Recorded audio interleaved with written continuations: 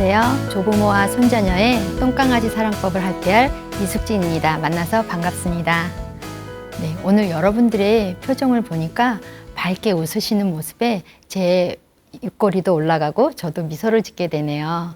이렇게 웃는 얼굴을 보면 어떠세요? 기분이 좋아지고 네, 또 같이 미소를 짓게 되죠. 네, 우리의 얼굴에는 80개의 근육으로 7,000개의 표정을 지을 수가 있어요.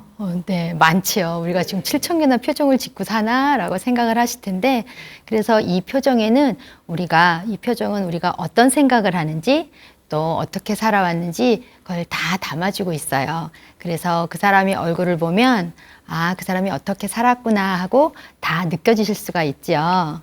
오늘 여러분이 살아온 인생은 어떤 모습일까요? 네. 네, 제가 이렇게 마스크를 쓰고 계셔서 자세히는 볼 수 없지만 이렇게 밝은 표정과 선한 눈빛을 보니까 아주 행복하게 살아오셨을 것 같아요. 네, 만약에 여러분들에게 혹시 몇 살의 나이로 돌아가고 싶으세요? 라고 물어보면 과거로 돌아갈 수 있다면 몇 살로 가고 싶으세요? 하면 한번 생각해 보세요. 몇 살로 가고 싶으실까요? 학창 시절. 네, 네. 그러니까 보통 보면 10대 또는 20대 아니면 30, 40대 이렇게 가고 싶으신 분도 계시고 어떤 분은 아니야, 나는 지금이 좋아. 지금 이대로 그냥 있고 싶어 라고 말씀하시는 분도 계실 거예요. 근데 만약에 저한테 몇 살의 나이로 가고 싶으세요? 하고 물어보면 저는 일도 고민 안 하고 40대요 라고 말씀드리고 싶어요. 네. 지금 하시면서 아니 아까 말씀하신 대로 이왕 과거로 가는데 돌아갈 수 있는데 한 젊은 20, 30대로 가지 왜 하필 40대야 이렇게 생각하시잖아요. 근데 제가 20, 30대 저의 20, 30대를 생각해 보니까 학교를 졸업하고 결혼을 하고 아이를 낳고 또 막 가정생활하니까 벌써 개찡그리시잖아요. 이런 일들이 여자들이 막 하는 바쁘게 살았던 일들이 저한테도 똑같이 있었고 그때는 아 그랬나 싶을 정도로 그냥 바쁘게 달렸는데 지금 생각해 보니까 글로 가고 싶지가 않은 거예요. 젊은 건 좋지만 할 일이 너무 많았어요. 네, 그래서 아이들이 다 손 타는 시기잖아요. 어렸을 때는. 제가 제 손으로 막 씻겨주고 먹여주고 재워주고 학교 보내고 막 저희 할 일이 그렇게 있다 보니까 그 20, 30대로 가고 싶지 않더라고요. 그리고 저희가 아이들을 키울 때는 어때요? 오롯이 엄마가 육아의 책임이었죠. 그래서 아이들이 혹시 다치기라도 하면 제가 꼭 잘못 본 것 같고 아이들이 성적이 떨어지면 아, 내가 또 좀 잘못해줬나 더 잘해줘야 되나 이런 부담감들이 저도 모르게 크게 자리 잡았던 것 같아요. 예, 그래서 지나오니까 아예 그때로 가고 싶지 않아. 네, 오히려 한 50대, 40대, 50대, 40대쯤 됐을 때 우리 아이들이 어느 정도 성장해서 자기 스스로 할 수 있는 일도 좀 많아지고 그러면서 저도 저한테 투자할 시간이 좀 생기고 하다 그렇게 됐을 때 저는 다시 공부를 시작해서 석박사 과정을 마치고 이렇게 강의도 하고 봉사도 하고 화산으로 치면 휴화산, 사화산이 아니라 열심히 활동하는 활화산처럼 이렇게 지금 50이 넘어도 여러분과 즐겁게 이렇게 강의를 하고 있습니다. 네. 그런데 제가 40대로 가고 싶다 해도 현실적으로 40대로 갈 수 있을까요? 아니죠. 네. 시간을 거꾸로 할 수는 없잖아요. 그렇죠. 하지만 저는 40대의 그 마음으로 지금도 살고 있어요. 그래서 40대의 열정, 40대 에너지로 지금도 이렇게 열심히 살고 있답니다. 여러분도 한번 내가 가고 싶은 나이가 언젠가 생각해 보시고 그 나이의 마음으로 살아보시는 건 어떨까요? 네, 이렇게 저희가 아이들을 키우고 저희가 이렇게 나이를 먹고 하면서 어느덧 보니까 저희 아이들도 이제 대학을 졸업하고 졸업할 즈음이 됐고요. 대학을 졸업하면 결혼도 하고 또 아이도 낳겠죠. 그래서 이제는 제가 저희 부모님 세대가 돼 있더라고요. 그래서 네, 이렇게 생각해 보면 아, 우리 부모님도 나를 키우실 때 이런 생각을 하셨겠구나, 이렇게 힘드셨겠구나라는 생각이 들더라고요. 예. 그리고 또 우리 자녀들 결혼해서 아이를 낳으면 지금 옆에 지인들은 막 손주 본 분들도 계시거든요. 그런 아기들 보면 너무 이쁘잖아요. 그러면 아, 우리 아이가 손자녀를 낳아주면 얼마나 이쁠까? 또 나는 어떤 조부모가 될까라는 생각을 해보곤 합니다. 그래서 이렇게 시간이 지나고 나이가 들수록 그 가족이라는 단어가 그 가족의 소중함, 그 가족의 사랑 이런 것들이 저한테 또 크게 다가오더라고요. 여러분들은 어떠세요? 여러분도 그러시다고요? 네. 그래서 제가 여기서 한 가지 준비를 했습니다. 자, 보실게요. 하나 운동이에요. 이 하나하나 운동 궁금하시죠? 네, 바로 하루에 한 번은 하던 일을 멈추고 전화하세요 라는 운동입니다. 네. 이 타임에 박수 한번 나올 만한데요? 감사합니다. 네, 지금 이렇게 박수 쳐주신 분들 복 많이 받으실 거예요. 네, 이렇게 제가 하나하나 운동을 말씀드렸는데요. 여기서 맨 끝 팁 하나 드릴게요. 맨 끝에 전화하세요 라는 문구가 있잖아요. 그럴 때 전화기를 이렇게 표현하시죠. 네, 이렇게 저처럼 엄지와 새끼손가락으로 이렇게 표현하시면 옛날 사람이래요. 네, 맞아요. 요즘 아이들은 어때요? 이렇게 한대요. 네. 왜냐면 저희 때는 전화기였는데 지금은 다 휴대폰 쓰잖아요. 그래서 아이들이 전화해 그럼 이렇게 하지, 이렇게와 이렇게가 옛날 사람과 요즘 사람 이렇게 구분이 된다 그래요. 예. 그래도 저는 옛날 감성이 좋아서 계속 이렇게 하고 있습니다.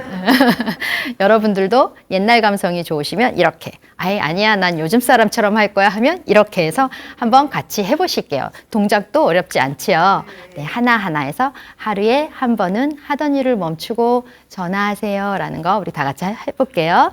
시작. 하루에 한 번은 하던 일을 멈추고 전화하세요. 네. 여기는 저와 다 같은 감성이시네요. 네.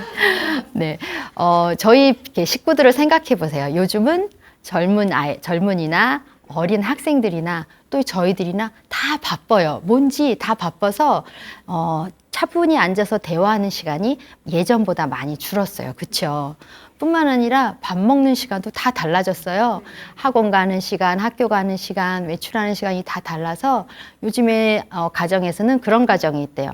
금요일 날 저녁은 약속 잡지 않기, 가족과 식사하기, 아니면 토요일, 아니면 일요일 점심 이렇게 날을 잡아서 온 가족이 모여서 식사하는 날을 잡아야 그나마 온 가족이 같이 식사할 시간이 생긴다는 거예요. 그래서 우리가 부모님께 먼저 또 우리 바쁜 자녀한테 먼저 우리가 하루에 한 번 하던 일을 멈추고 전화해보면 어떨까 하는 마음으로 제가 준비를 했습니다. 네. 우리 자녀들 결혼해서도 요즘엔 어때요? 직장을 그만두지 않지요. 근데 그게 꼭 뭐 경제적인 이유가 아니어도 각자 자기가 목표한 거, 또 자기가 이렇게 생각해 놓은 것들을 이루기 위해서 우리의 자녀들은 결혼을 해도 계속 일을 하고 있어요. 그래서 아이를 낳으면 어때요? 반드시 그 아이를 돌봐줄 사람이 필요하죠. 그것을 바로 우리 조부모님들이 해주고 계신 거예요. 그래서 작은 의미로 보면, 내가 우리 손자녀를 돌봐주는 것은 우리 자녀들을 도와주는 거야. 우리 아이들 힘들지 않게. 그리고 우리 손자녀들 이쁘니까 내가 봐줘야지. 이런 마음이시겠지만, 제가 볼 때 또 큰 테두리로 보면, 애국하시는 거예요. 우리 조부모님들 애국자신 거예요. 왜 갑자기 애국자가 나오냐고요? 생각해 보세요. 우리나라를 이끌어갈 사람들은 바로 우리 손자녀들이잖아요. 지금 키우게 계신 손자녀들이 자라면 우리나라를 이끌어가는 주인공이 되잖아요. 우리나라를 이끌어갈 주인공을 건강한 인품으로, 건강한 인성으로 키워주시니까 애국하는 거잖아요. 그쵸? 네. 그래서 이번엔 제가 여러분들에게 감사와 응원의 박수를 보내드리겠습니다. 훌륭하세요. 네. 네, 그래서 이렇게 지금 잘하고 계시겠지만 제가 두 가지, 손자녀를 키울 때 두 가지는 꼭 해주세요 라고 부탁드리고 싶은 게 있어요. 바로 할아버지 할머니 우리 손자녀들에게 사랑을 많이 심어주세요 라는 것이 첫 번째고요. 두 번째는 문제 해결 능력을 키워주세요 라는 이야기입니다. 첫 번째 사랑을 많이 심어주세요는 옛말에 그런 말 있죠. 고기도 먹어본 사람이 먹는다라는 말이 있어요. 사랑도 마찬가지예요. 네. 사랑도 받아본 사람이 줄 줄 알고요. 사랑도 받아본 사람이 할 줄 알아요. 그래서 우리 손자녀들한테 사랑을 많이 해주세요 라는 말씀을 드리는 거예요. 이렇게 사랑을 많이 받고 자란 아이는 또 긍정적인 사고를 갖게 돼요. 그래서 친구들한테도 사이좋게 지낼 수가 있고요. 또 옆 사람에게 배려도 해줄 수 있고요. 또 자기가 가지고 있는 것들을 나눠줄 수도 있고요. 이런 아이로 성장할 수가 있어요. 그러다 보니까 우리 주변에는 그런 긍정적인 사고를 가진 친구들 주변에는 친구도 많고요. 이 친구는 작은 일에도 감사할 줄 알고, 그리고 어떤 문제가 닥쳤을 때 내가 이렇게 해결해야지 하는 열쇠 같은 그런 생각을 해낼 수도 있어요. 그런데 반면에 사랑을 받지 못한 친구들은 어떨까요? 네, 부정적인 사고가 차 있기 때문에 매사 불평, 불만이 많고요. 또 세상을 삐뚤어진 시각으로 이렇게 보게 되는 경우가 있어요. 그러니까 우리 손자녀들 어떻게 해요? 사랑 많이 주셔야 되겠죠. 네. 혹시 하로동선이라는 말을 들어보셨나요? 네. 네. 여름하, 화로로, 겨울동, 부채선이라는 한자어인데요. 이 말은 여름의 화로, 또 겨울의 부채란 이야기죠. 그래서 격식에 맞지 않거나 쓸모없는 경우를 이야기합니다. 옛날에 어떤 사람이 A라는 사람한테 무더운 한여름에 화로를 선물했대요. 네. 그러면서 좀 있다가 선물하고 며칠 있다가 물어봤대요. 제가 보낸 선물이 마음에 드십니까? 라고 물어봤더니 좀 전에 아이고 하셨죠. A라는 사람이 어땠을까요? 아니, 이 무더위에 화로가 무슨 소용이 있나? 라고 호통을 치셨대요. 그래서 조금 있다가 또 겨울이 되었는데 부채를 선물했대요. 네. 그랬더니 그리고선 또 물어봤대요. 이번에 선물은 마음에 드십니까? 라고 물어봤대요. 그랬더니 뭐라 그랬을까요? 네. 막 소리를 치면서 아니 이 사람아, 예끼 여름에 화로를 주고 겨울에 부채를 주는 사람이 어딨나? 더운 여름엔 부채를 주고 추운 겨울에 화로를 줬어야지. 이러고서 그래서 막 화를 냈다는 거예요. 그래서 이 사람이 나중에 또 B라는 사람한테 똑같이 한여름에 화로를 보내고 한겨울에는 부채를 보냈대요. 그리고서는 또 똑같이 물어봤죠. 제가 보낸 선물은 마음에 드십니까? 라고 물어봤대요. 뭐라 그랬을까요? 또 호통쳤을까요? 왠지 아닌 것 같죠? 도리도리 하시는데. 그 B라는 사람은 글쎄 이렇게 얘기했대요. 자네가 보내준 선물 요긴하게 잘 쓰고 있다네, 고맙네 그러는 거예요. 그래서 보내준 사람도 너무 의아해서 아니 그 여름에는 화로, 그 겨울에 부채를 어떻게 쓰고 계십니까? 그랬더니 그 사람이 B라는 분이 이런 얘기를 했대요. 허허허, 더운 여름에는 화로를 장맛비에 젖은 물건을 말리는 데 쓰고 부채는 겨울에 불을 지필 때 쓰지. 너무 감사히 요긴하게 잘 썼네 라고 말씀하셨다는 거예요. 그래서 이렇게 똑같은 물건을 똑같은 시기에 보냈는데도 어때요? 반응이 완전 반대죠. 정반대죠. 그래서 우리 아이들 조금 전에 말씀드렸듯이 긍정적인 생각을 갖도록 해주시면 우리 아이들도 이런 경우에 이렇게 사용하면 되겠구나.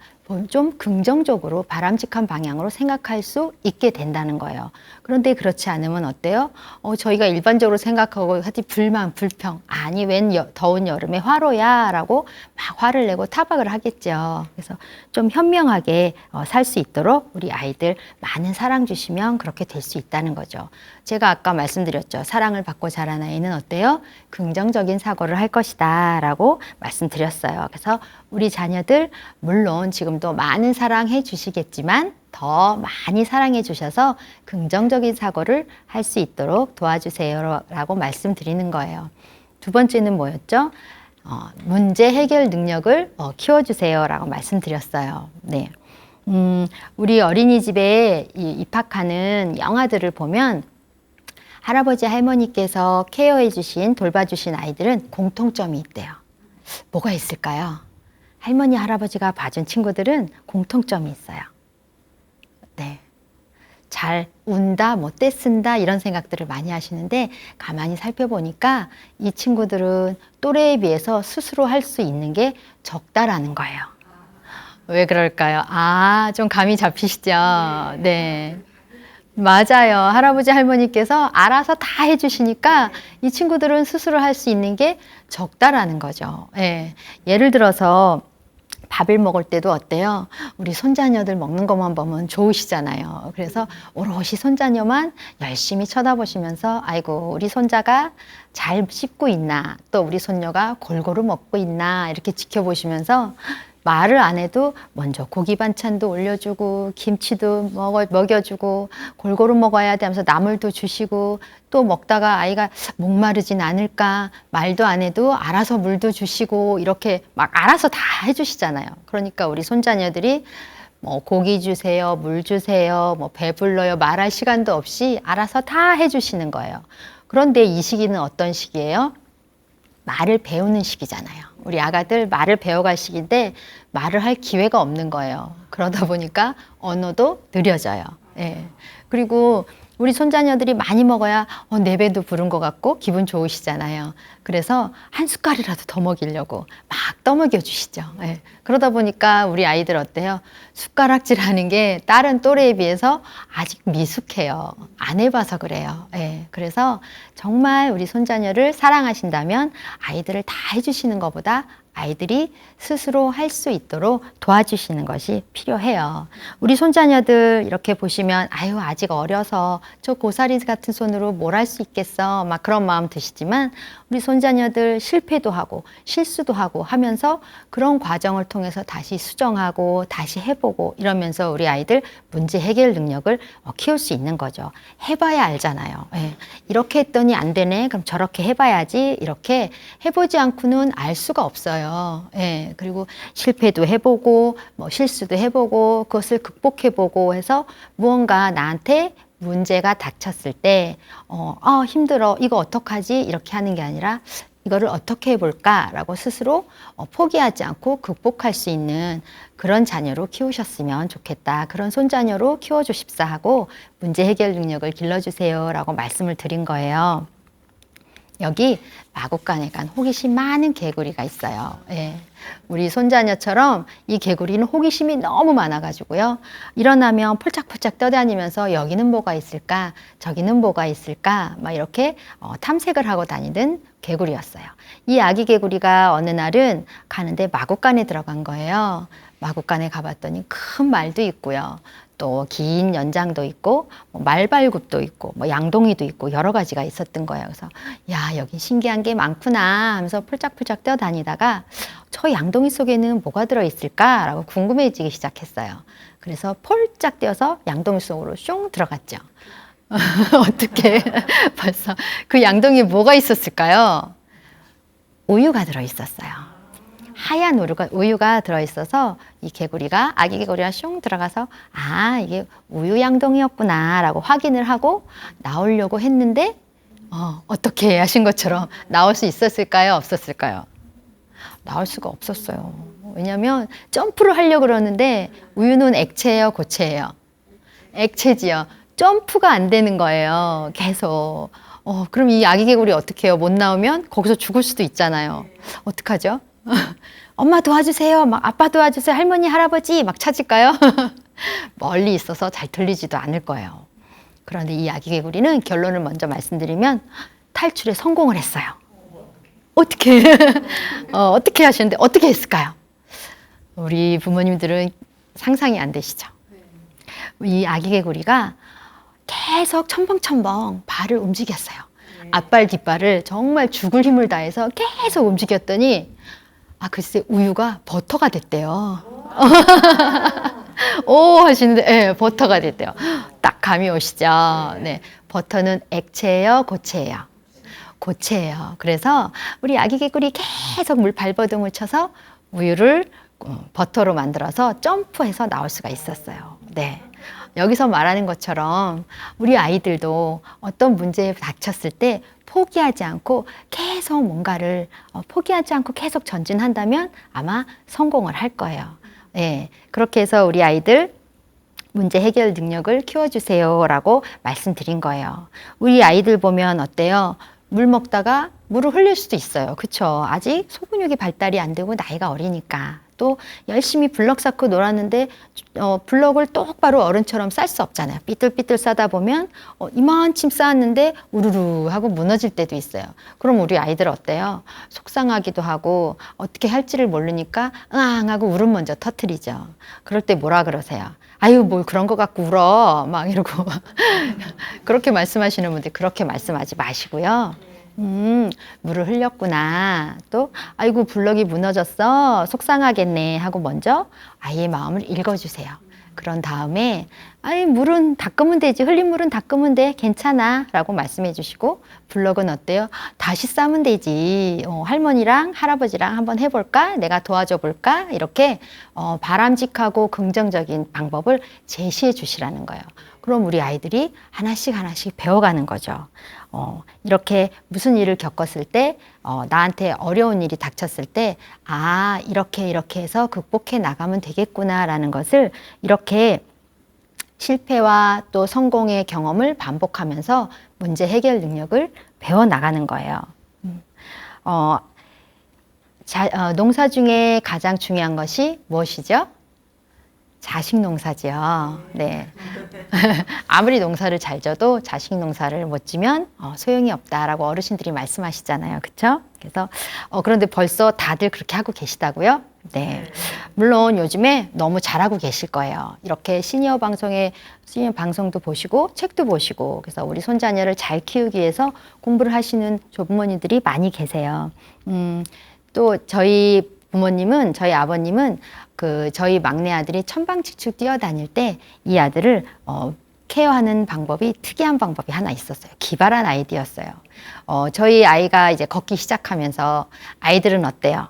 걸으면 너무너무 신나지요. 맨날 기어다니다, 내가 걷기 시작을 하네? 너무 경이로운 일이잖아요. 그래서 신나서 막 걸어 다녀요. 앞도 보지도 않고 무조건 걷잖아요. 직진 본능으로 걷고 넘어지면 펄떡 일어나서 또 걷고. 저는 외출을 하면 그 아이 잡으러 다니느라고 그리고 제가 막 그 아이를 잡으러 가면 위험하잖아요. 가다가 혹시 차를 만날 수도 있고 크게 다칠 수도 있어서 막 잡으러 가면 아이는 어때요? 엄마가 잡으러 오는 게 재밌어서 더 빨리 뛰어가잖아요. 그럼 저는 아이를 잡느라고 진이 다 빠진 경우가 있는데 저희 아버님은 보디가드라는 단어 하나로 아이를 탁 케어하시는 거예요. 네. 아이가 막 뛰어가는데 보디가드 하면 이 아이가 뛰어가다가 막 할아버지한테 와서 할아버지 손을 탁 잡는 거예요. 근데 그 어린 나이에 걸음마 배운 나이에 보디가드가 무슨 뜻인지도 모르면서 막 천박지축 다니다가 할아버지가 보디가드 한마디 하면 아이가 할아버지를 탁 쳐다보더니 막 와서 할아버지 손을 탁 잡고 아주 우젓하게 걸어가는 모습을 보이는 거예요. 그래서 참 저희 아빠가 지혜로우시다라는 생각을 했거든요. 어떻게 그런 생각을 하셨지? 그런 생각을 했는데 그런데 단 한 가지 문제는 할아버지만 통했다라는 거예요. 아무도 그러지를 못했고요. 할아버지만 다 따라해봤죠. 아빠도 따라하고 저도 따라하고 할머니도 따라하고 이모들도 다 따라했는데 아무 말도 안 듣고요. 오로지 할아버지가 보디가드 해야만 오는 거예요.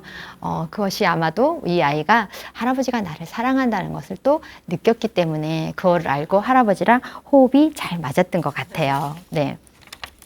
옛말에 내리사랑이라는 말이 있죠. 네, 손 윗사람이 손 아랫사람을 사랑하는 것을 뜻하는 건데요. 특히 자식에 대한 부모의 사랑을 많이 이렇게 표현하죠. 그래서 지금 우리 조부모님들 자녀도 사랑으로 키우셨고 우리 자녀의 자녀인 손자녀들도 큰 사랑으로 키우고 계실 텐데요. 그래서 할머니 할아버지들이 말씀하시잖아요. 우리 아이들도 보고 싶지만 손자녀가 더 보고 싶다라는 말씀하시죠. 네. 하지만 손자녀를 볼 수 있는 상황이 다 같지는 않지요. 혹시 우리 조부모님들이 손자, 손녀를 볼 수 없는 상황이라든지 또 건강상해로 볼 수 없을 때, 그럴 땐 육아를 하실 수 없을 때는, 그럴 때는 과감하게 NO라고 말씀하시는 것도 필요해요. 네. 지금은 조금 서운할 수 있지만 자식도 그렇고 조부모님도 좀 미안하고 서운할 수 있지만 멀리 본다면 그것이 좀 더 현명한 선택일 수 있어요. 왜냐하면 힘드신데 그걸 불구하고 계속 해주실 수는 없잖아요. 예. 그래서 그 대신에 우리 아이들은 부모님의 도움을 못 받을 때는 또 어때요? 여러 가지 기관이라든지 다른 적절한 방법을 선택해서 안정적인 육아를 하려고 노력할 거예요. 또 우리 조부모님들은 계속 봐주시지를 못하지만 짬짬이 도와주시면 그것도 큰 감사가 되고요. 이렇게 안 되는 건 안 된다, 할 수 있는 건 해주마 라고 말씀하시는 것도 필요해요. 또 한 가지 손자를 돌보실 경우에도 우리 손녀한테 어때요? 안 되는 건 no, 되는 건 yes 이렇게 명확하게 알려주시는 것도 필요해요. 우리 아이들도 돌 지나가면서 눈치가 있어요. 그쵸? 딱 보면 눈치껏 하네. 이 녀석이 어느새 이렇게 컸지? 이제 돌밖에 안 됐는데 그런 경험 하셨죠. 네. 그래서 하지 마라 하는 일을 엄마, 아빠, 할머니, 할아버지 몰래 좀 하고 싶을 때 아이들은 어때요? 슬쩍 쳐다봐요.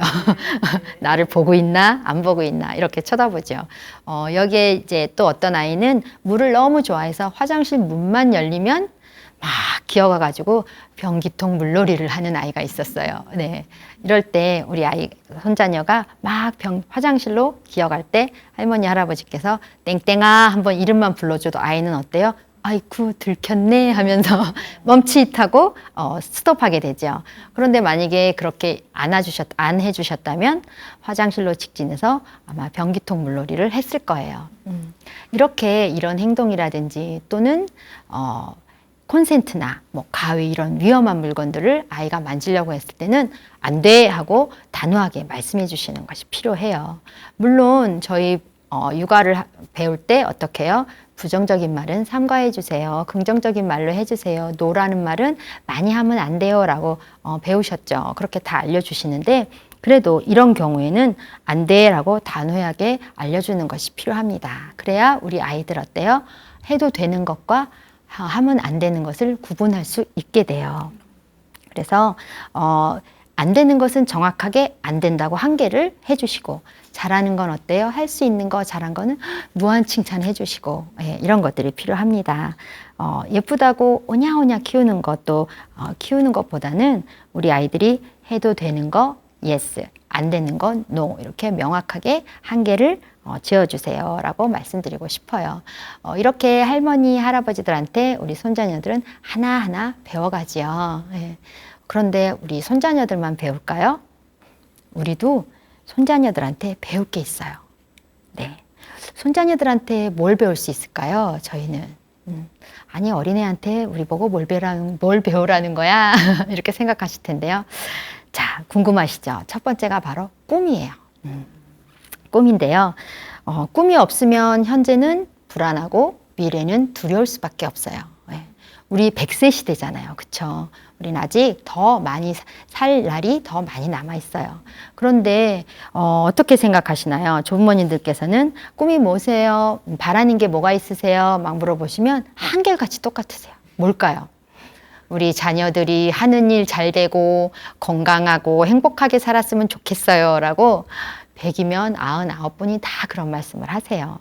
물론 그것도 중요합니다. 그것 역시 우리 조부모님들의 행복이지요. 하지만 우리 조부모님들도 할 수 있는 것을 찾아보시라는 거예요. 어떤 할아버지가 그러시는 거예요. 사는 게 사는 것 같지 않아. 그래서 왜 그렇게 말씀하시죠? 그랬더니 아니 눈 뜨면 아침 먹고 배고프면 밥 먹고 해 떨어지면 자고 일상이 매일 똑같다는 거예요. 그래서 뭐 재미도 없고 자녀들이 언제 오나 손꼽아 기다리기만 있다라고 하시는 거예요. 그래서 자녀들이 요즘 다 바빠서 많이 와도 한 달에 한두 번 이런데 그날 외에는 별로 낙이 없으시다 그러는 거예요. 왜 그럴까요? 하고 싶은 거 꿈이 없으셔서 그래요. 꿈이라고 해서 뭐 커다란 거, 거창한 거 우리가 뭐 아이들처럼 과학자가 되고 달나라가고 이런 게 아니잖아요. 내가 하고 싶은 거. 여기서 말하는 꿈은 내가 하고 싶은 거를 찾아서 한번 해보시자는 거예요. 그래서 제가 그 할아버지한테 조그만 화분을 선물해 드렸어요.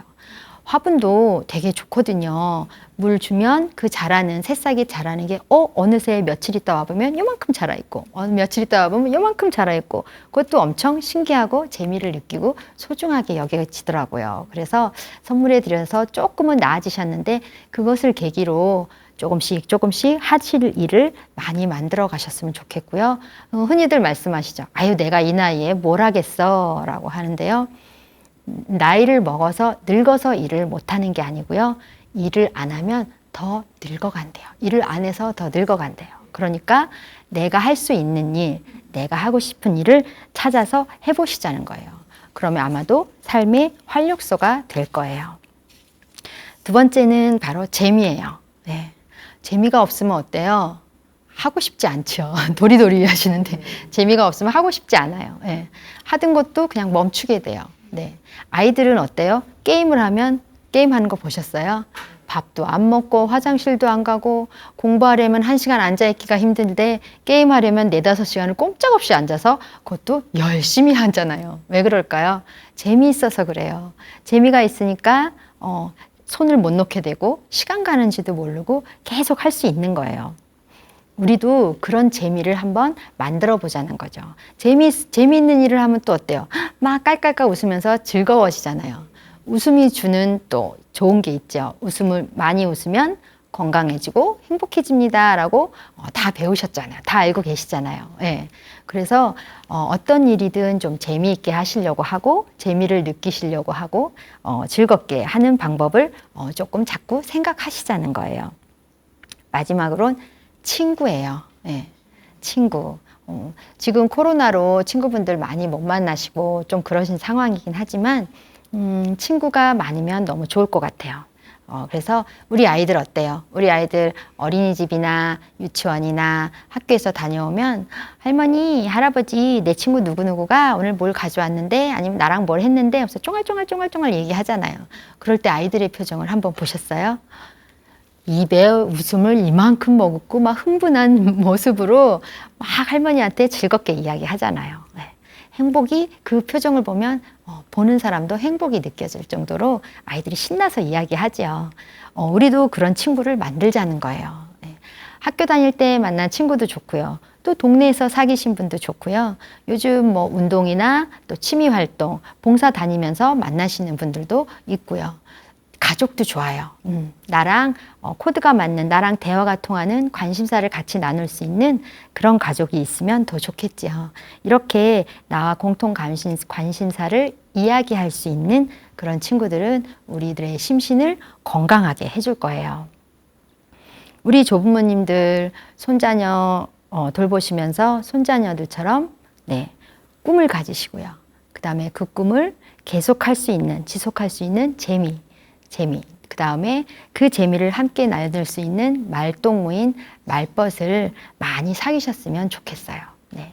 기억하시죠? 우리 손자녀들, 우리 조부모님들이 손자녀들만 가르치려고 하시지 마시고요.